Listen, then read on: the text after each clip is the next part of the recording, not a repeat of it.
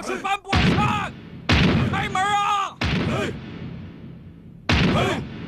说，站住！没有皇上的旨意，谁也不准开门。这。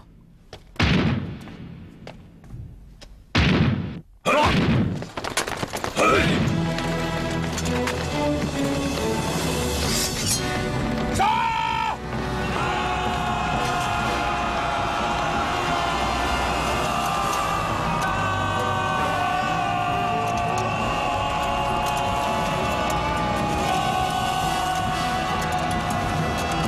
连某、奴才在，带人给我阻击住！这，给我杀！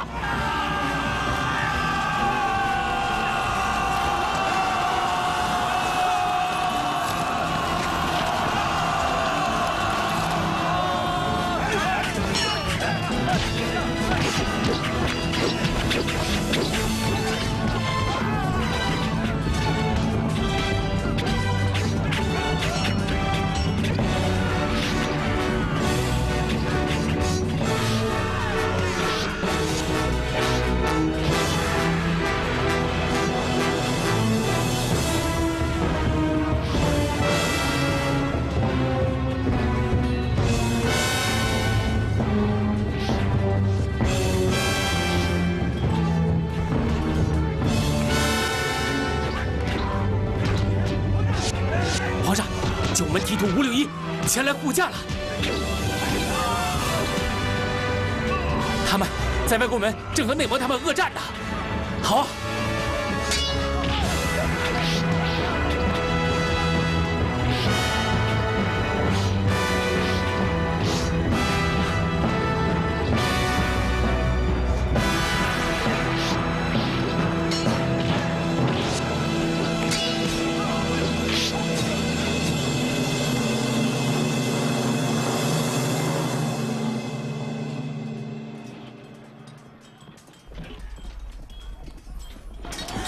他们把叛逆快杀光了！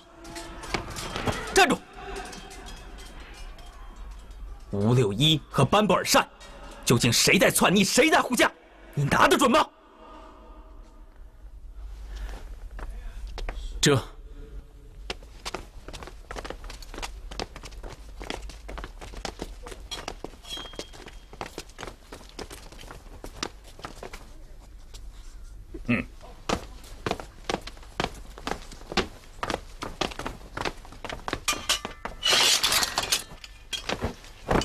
臣561已将奸贼全部剿灭，快禀报皇上，打开宫门！打开门！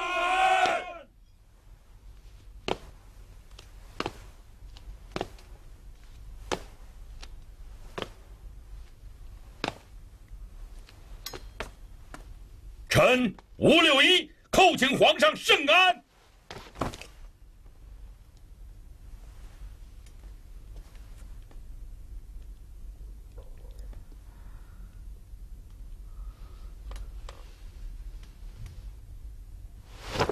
开门！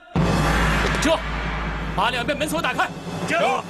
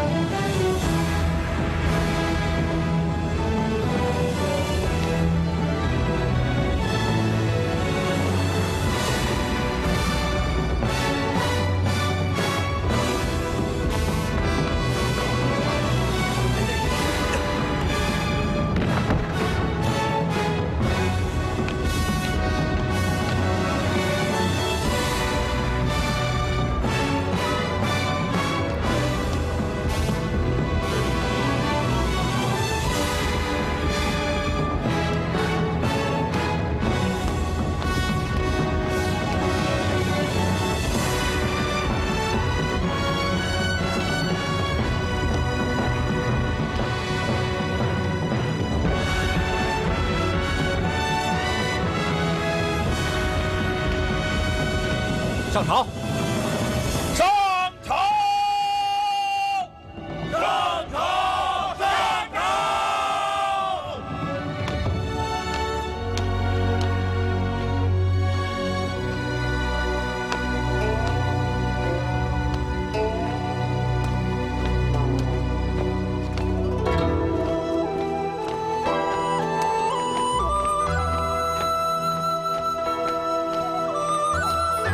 把那几个叛逆带上来。走。跪下。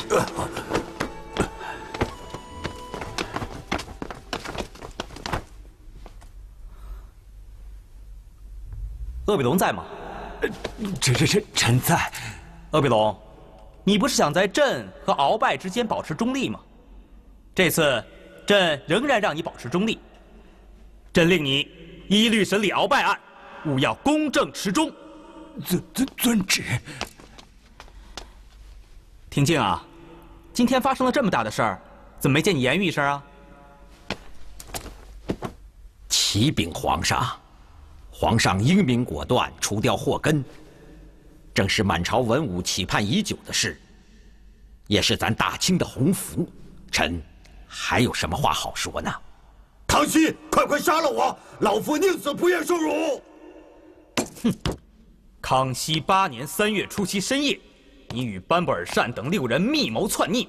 当时你们每人掌中写一册，那5只巴掌上写的都是废字，唯独你的掌心写了个引字。就冲这一点，朕不杀你。压下去！杀！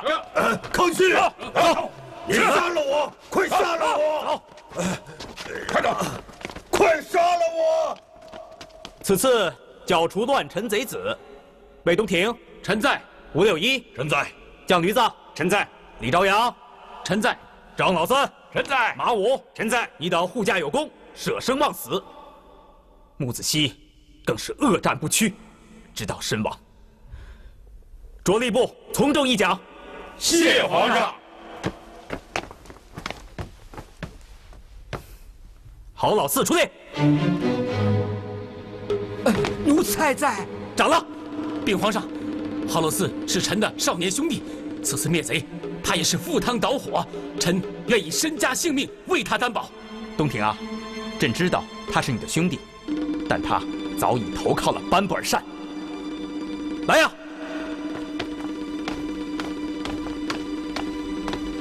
奴才叩请圣安。平身。谢皇上。说吧，你告诉他们。奴才实为五品御前侍卫，2年前奉皇上密令潜入魏东亭府上做看门人，并暗中监视魏府一切行动。魏大人忠心护国，白璧无瑕。而郝老四自从入宫之后，便被班布尔善重金收买，成为奸贼的内应。压下去，斩了！皇上，冤枉啊！皇上，奴才冤枉！皇上，奴才冤枉啊！奴才有眼无珠，竟然认贼为友，罪不可赦，请皇上治奴才渎职失察之罪。东亭啊，你不要怪朕不相信你。那时候，朕自己的性命尚且不保，岂敢相信任何人？但是今天，朕确信你是位忠臣。你不要怪朕呀！奴才岂敢？奴才谢皇上。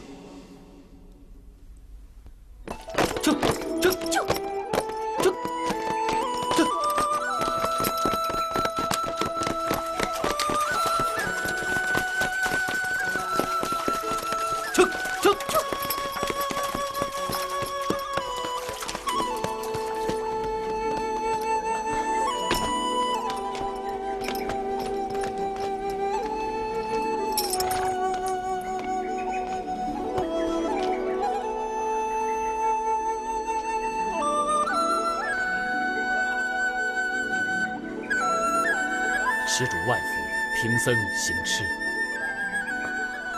施主万勿如此，贫僧并非佛祖。大师，朕万万想不到还能见到你。见与不见，在心不在缘。施主龙庭饱满，气宇轩昂，贫僧十分欣慰。啊，不知施主可想看看贫僧种的稻子？朕特为此而来。哦，哎，这边请。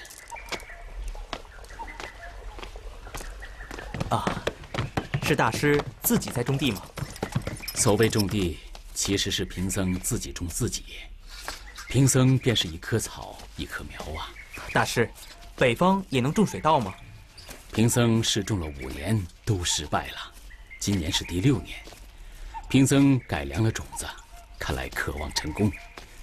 请施主秋天再来，那个时候贫僧便能请施主喝一碗稻米粥了。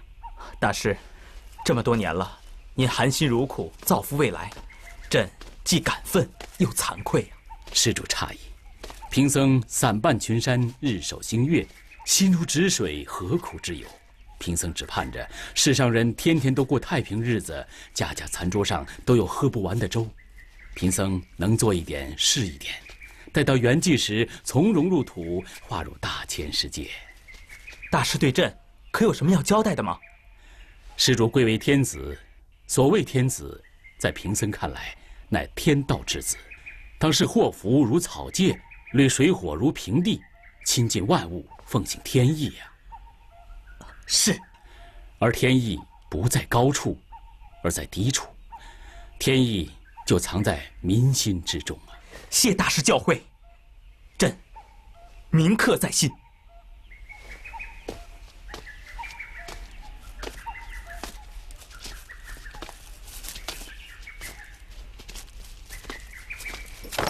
就，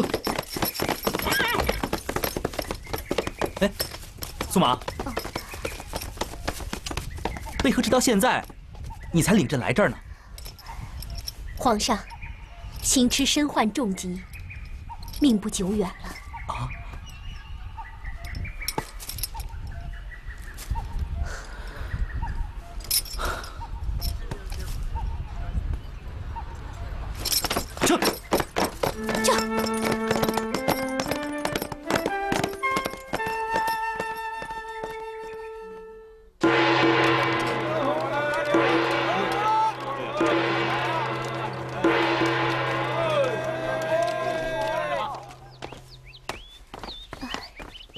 武先生。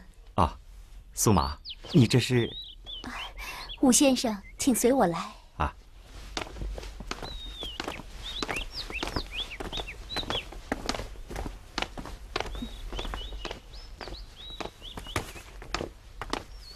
龙儿。啊，这是皇上。在下武次友叩见皇上。啊，小友龙儿给武先生行礼了。书生有眼无珠，不识真龙天子，亵渎天威，望皇上恕罪。快起来！朕前一阵子忙得紧，一直没去拜师受教，惹武先生抱怨了吧？跟你说实话，朕一直盼着这一天呢，把你堂堂正正的请进宫来，与朕聊个痛快。苏麻，快去给先生上茶。是。武先生，武先生，苏麻是朕的内宫侍女。怎么样，光彩照人吧？皇宫中的一切都是光彩照人。来，这边请。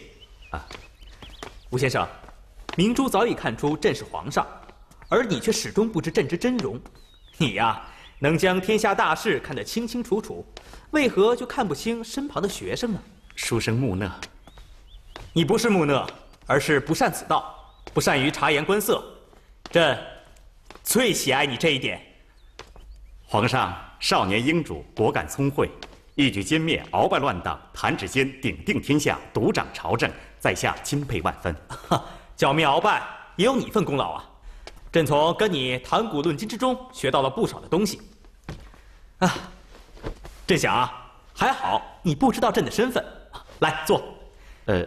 如果知道了朕是皇上，会不会变得谨小慎微，笑也不敢开怀的笑，骂也不敢放胆的骂？三思而后语，伴君如伴虎呢？皇上说的对，在下情愿永远不知道龙儿的真相。吴次友，朕决定厚厚的赏你，朕已决定让你进宫，出任吏部侍郎，官居3品，并赐你为太子少保、尚书房第师。今后咱们便可以朝夕相处了。谢皇上。皇上隆恩浩大，但武次有一介书生，实在当不起。不愿意进宫吗？皇上，恕在下直言。当您是龙儿时，我可以无拘无束，肆意谈吐，笑天下一切可笑事，骂天下一切荒唐人。你我虽然身居斗室，却盘膝对坐，以茶当酒，忘却世间宠辱，不见官场恩怨，只有彼此真性情。那时的龙儿，真是一派天真，可敬可爱呀。朕也怀念那些日子呀。可如今，您忽然成为皇上了。既然是皇上，就不再是龙儿了。无论皇上多么礼贤下士，我仍然觉得天威当头，仿佛芒刺在身，快石在喉，再也不能像从前那样快意人生了。龙儿，一旦知道您是皇上，你我的师生缘分已尽。我本是布衣山人，不愿进皇宫高堂，还请皇上放我重归江湖。我愿在民间开学讲道，为皇上教化人心。皇上，让他走，别留他，有什么了不起的？驸马，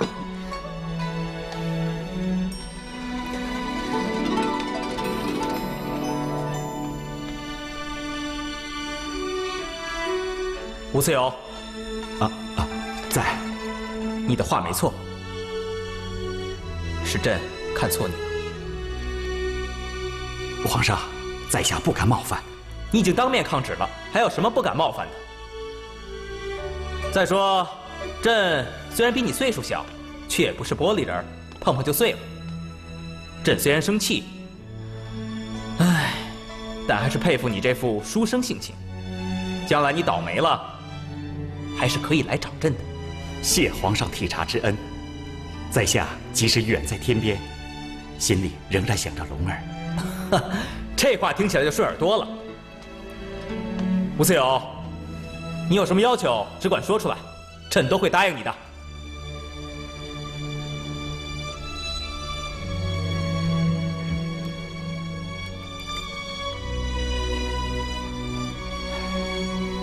皇上，无论你是要人，还是要物，你都可以说出来。有话现在就说，晚了，朕可能会后悔。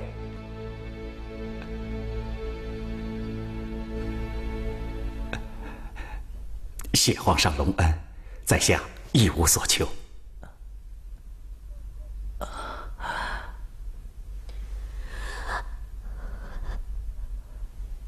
吴先生，你且去吧，朕还有事。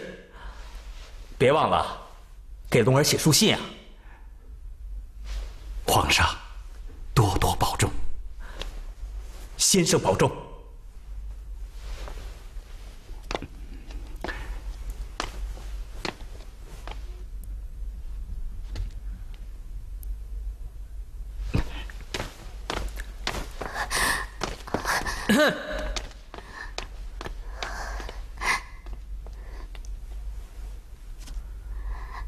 朕准你送到宫门。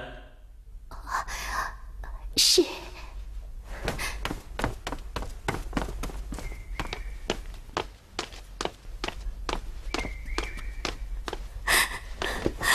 吴先生。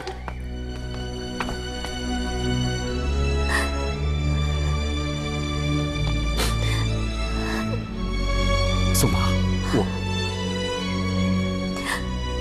你为什么不向皇上要我？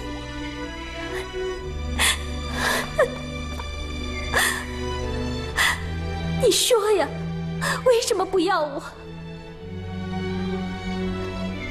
驸马，龙儿说，我看不出他的天子真容，他说错了。我虽然没看出他是皇上，但我早就看出。他喜欢你。你胡说！太皇太后早就下过言旨，只准我把皇上当主子，当弟弟，不准我有任何非分之想。宫里的女人多了，皇上要谁有谁，我算什么？可他确实舍不得你，苏妈。如果他只是龙儿，我敢和他争夺你。可他是皇上啊，我就不敢争了。皇上也是人，也会恩仇必报。即使他现在放过我们，将来还是不得安宁。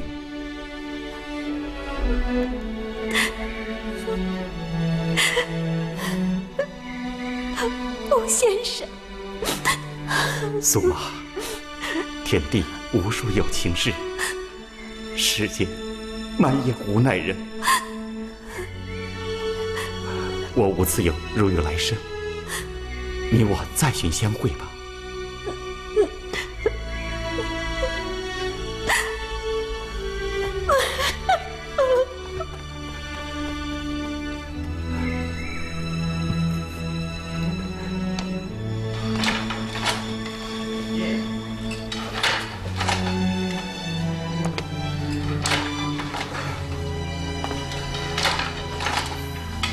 苏麻姐姐，宫里的绫罗绸缎，你终生享用不尽，为何夜夜如此啊？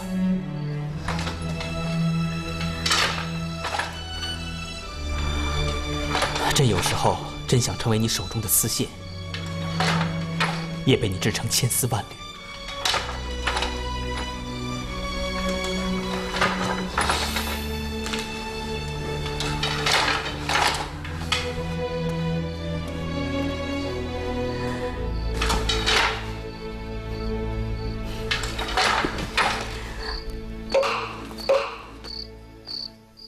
月明星稀，风高物燥。各尽龙儿小友，这是为师最后一次称你龙儿，也是最后一次同你笑谈天下。从此以后，你我尽欢而散，天各一方。龙儿小友，你今年只有16岁，天资聪慧，龙体强健，皇权独掌，众臣一心。为师斗胆展望大清未来，认为康熙皇帝有望成为中华历史上最杰出的君王。皇上得天时而行仁政，有时间与雄心，为天下人创造一代康熙盛世。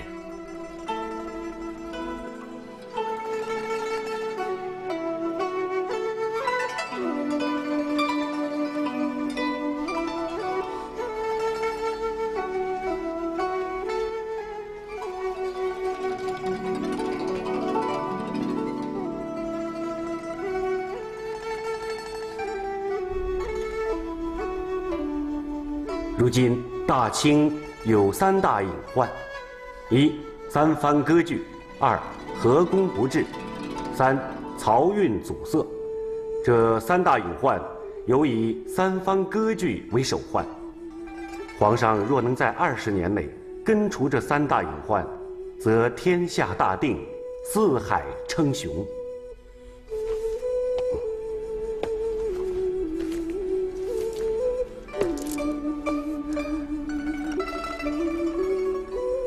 苏麻，拿笔墨，明珠，搬凳子。是。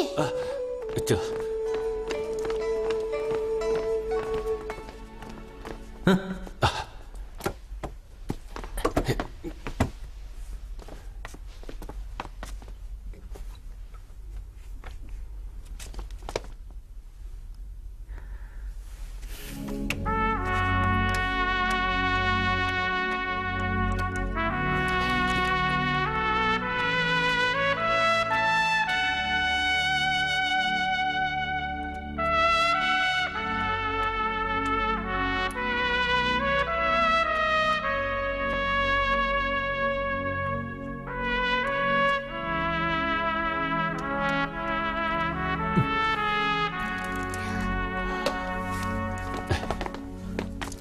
三藩、河工、漕运。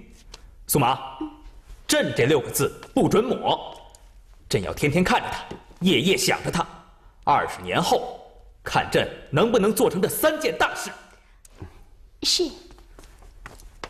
明珠啊，朕要是留下武次友吧，他不开心；现在他走了，朕不开心。此人虽是一介书生，但目光远大，雄视古今，可算是一个布衣天子啊。你要多动动脑子。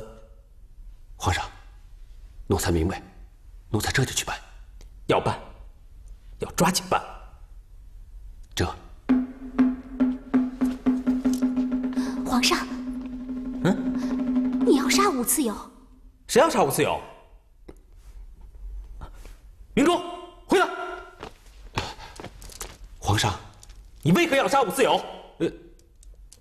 皇上，这不是奴才的心思，是皇上旨意啊。朕什么时候说过要杀他呀？皇上，您刚才说武次友为布衣天子，皇上，自古以来天无二日，事无二主。您刚才还让我快办，让我抓紧办呢。明珠啊，你聪明过头了。朕的意思是让你这个翰林学士多学学那位落榜的年兄，多动动脑子，替朕多出些主意，办好这几项国策。奴才糊涂，罪该万死。退下。这。回来。皇上，奴才没走呢。以后啊，你少说罪该万死之类的鬼话。人只有一条命，死一次就够了，哪能死1万次啊？这。下去吧。皇上，那奴才走了。武次友多了些刺儿，明珠多了些油滑，他们2个人呀，要是能融合一下就好了。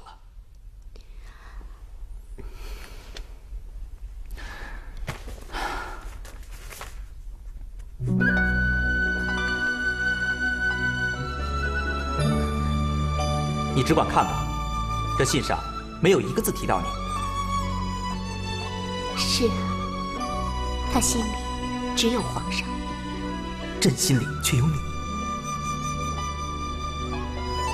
吴次友有句话说得对，他不会再回来了，而朕必定成为一代圣君，创造康熙盛世。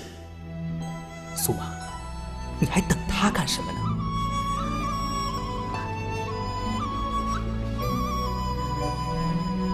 丫头啊，你给我梳头，又让我想起童娘娘来了。从前呐，她也给我梳头，可惜呀，当上太后没几天呢，她就仙逝了，真是短命啊。童太后贤惠仁慈，丫头啊，时常想念她。哎呦，你心眼真好啊！可是你不觉得？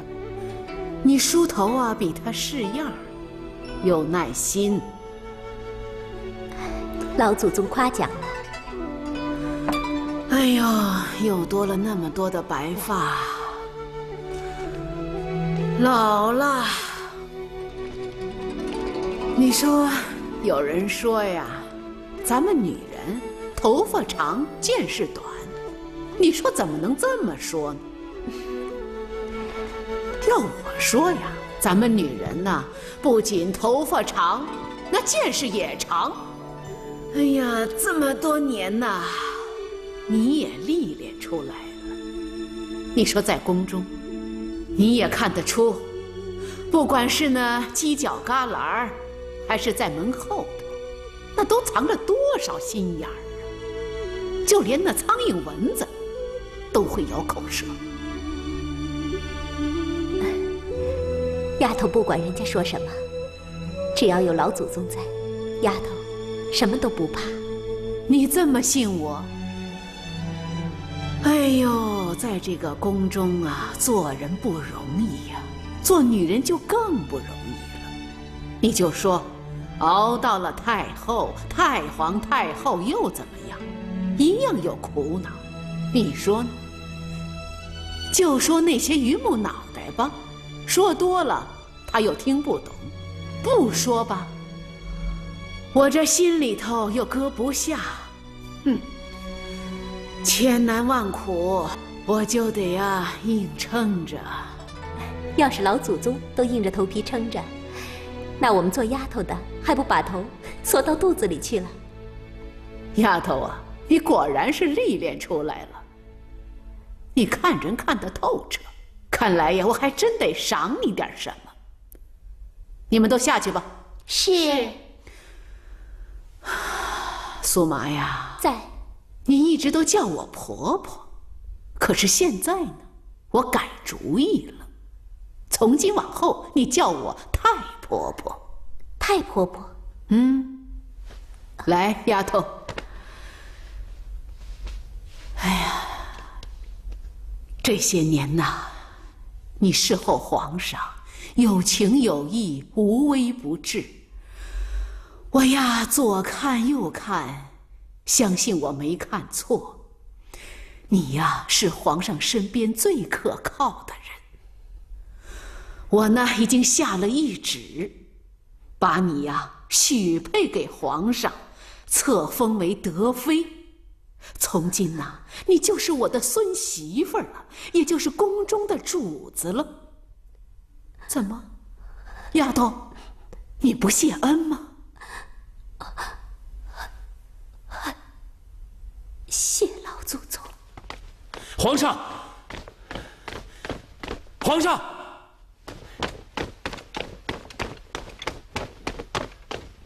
皇上，这儿呢。啊，皇上，大喜呀！东庭啊，什么喜事儿啊？太皇太后刚刚下达懿旨，把苏麻许配给皇上了，册封为德妃。真的？千真万确。哎呀，这老祖宗怎么一点风声没透给朕呢？但老祖宗最知道皇上的心思。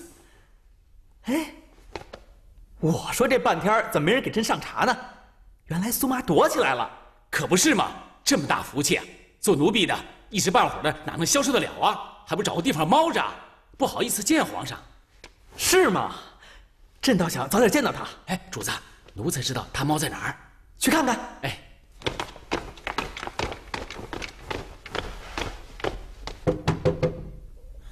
人在里面。苏麻，把门打开。朕瞧你来了。苏麻。皇上。苏麻，这是老祖宗的懿旨，连我这当孙儿的也得遵循啊。不过，朕是真心的喜欢你，朕愿意跟你白头偕老。皇上，苏麻只配做奴婢，不愿当妃子。你是不是还惦记着那个武四友啊？你想等他一辈子？苏麻是喜欢过武先生，可是他走了，奴婢的心也死了。苏麻这辈子不嫁任何人，更不想当什么贵妃娘娘。苏麻只想平平安安的做宫女，老老实实的伺候皇上，别的一概不想。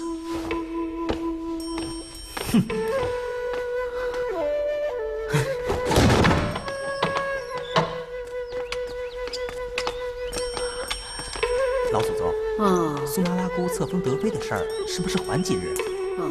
为什么呀？她病了，此时行聘嫁之礼，孙儿觉得不太吉祥。是心病吧？莫非他心里头还惦记着那个书生？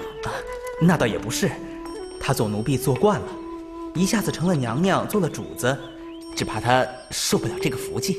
孙儿啊，我看你呀，真是不了解女人呐。她那是矫情，当然了，又欢喜又害怕。其实她心里头啊，巴不得呢。是。孙儿啊，一个女孩子家必须对皇上又爱又怕，那才会把皇上当成自己的命根子。册封的日子不必改变，你放心吧。到时候啊，我担保她打扮的金枝玉叶似的，高高兴兴的出来受诰命接金册。老祖宗真是圣明，几句话就把孙儿点化开了。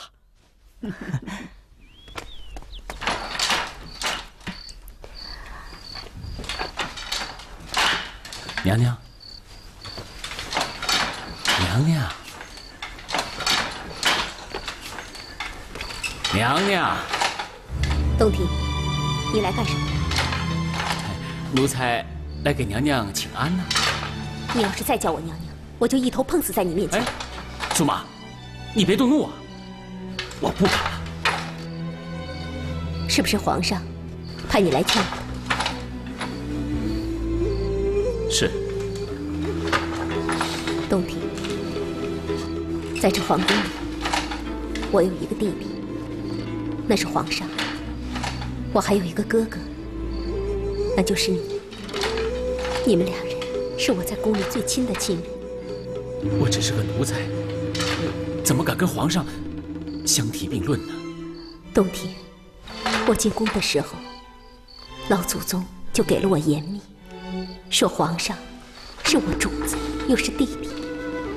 这些年来，我对这主子一直当成弟弟，不敢越雷池一步。东庭，你懂我的心思吗？懂了。我原以为是武先生呢。我和武先生已经没有恩怨了，你不要再提了。我不愿意当妃子，那是因为我瞧够了嫔妃的心酸。这些当娘娘的，表面上又尊贵又风光，可是内地里呢，你算计我，我算计你，为了保住自己的地位，在梦里都在争宠。你看鄂娘娘和童皇后争了一辈子，到头来都没活过30岁。唉，他们真够惨的。我实在是怕过这种日子，我只想做宫女。再说，皇上是天下人的皇上，不是自家的男人。妃子只是用来传宗接代的。皇上要是喜欢你，就来看看你；不喜欢就撂在一边。一旦圣眷衰落，连太监都瞧不起你。可不是嘛，骆家的凤凰不如鸡。皇上待咱们俩算是恩遇了，可是他为了保住皇位，什么事儿都做得出来。灭鳌拜的时候，不是连你都监视上了吗？你可是和他从小一块儿长大。苏妈，你别说了。连你都害怕，干嘛还把我往火坑里推？苏妈，册封你当妃子，是老祖宗的恩典。几十年来，凡是违抗老祖宗的人，没一个活命的。你可要三思啊！我懂你的意思。老祖宗给丫头一个天大的恩典，可丫头却不识抬举。老祖宗为了维护宫里的规矩，不得不把这个丫头办掉，以惩后人。苏妈，我进宫的第1天就禀报过老祖宗，我苏妈族里的人都死绝了，我苏妈就是全族。那天，武良府要用石灰把我烧死，是老祖宗救了我。如今，老祖宗要杀就让他杀吧。苏妈拉弓硬肯死，也不认命。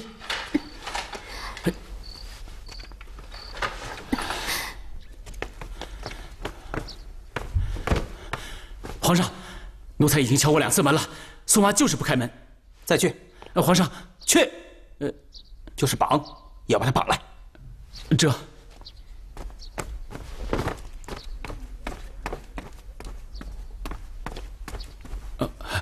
皇上，老祖宗来了。皇祖母。孙儿啊，时辰快到了吧？您怎么亲自来了？一会儿苏麻就会给老祖宗磕头去的。我知道，我这不是高兴吗？我来凑个热闹嘛。你知道我这一路上啊，都想起什么来了？皇祖母想起当年自个儿出嫁的事儿了。孙儿啊，你是够聪明的，但是你也没猜对。我告诉你呀，我想起啊，我这辈子啊，曾经给2代皇上办过12次的册封礼，要算上这次呢，那应该是13次了吧？每一次啊，都有新鲜事儿。你知道吗？在我这个年纪啊，办一次少一次了。老祖宗龙体康健，赶明儿还有曾孙伺候您呢。哎呦，你看这东西置办的不错嘛。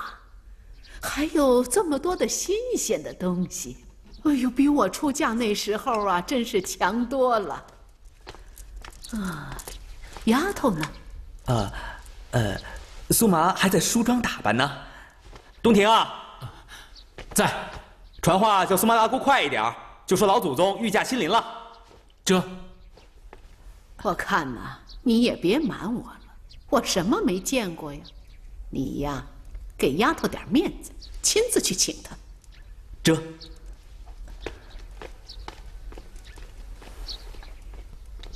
苏麻，苏麻，老祖宗亲自到了，你快出来呀！快点儿，苏麻，还没出来呀？苏麻，苏麻，